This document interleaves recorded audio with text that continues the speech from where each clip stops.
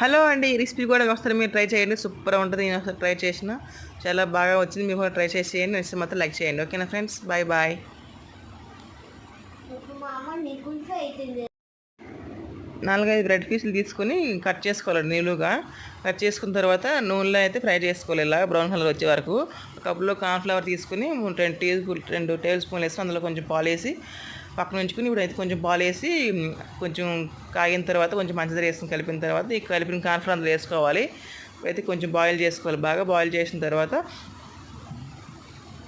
చాలా కలుపుతూ ఉండాలి. ముద్ద కట్టేస్తుంది. కలిపిన తర్వాత ఒక బౌల్ తీసుకొని ఫ్రై చేసిన బ్రెడ్ పీస్ అయితే ముందర వేసుకొని కొంచెం షుగర్ సిరప్ వేసుకుని నానబెట్టుకున్న తర్వాత దానిపైన కార్న్ఫ్లవర్ వేసిన కస్టర్డ్ పౌడర్తో చేసుకొని మేము చేసుకుని పైన గులాబ్ జామ్ వేసి సర్వ్ చేసుకోవడమే. సూపర్ ఉంటుంది. ఒకసారి ట్రై చేయండి. మేము కూడా ట్రై చేసి నచ్చితే మాత్రం లైక్ చేయండి.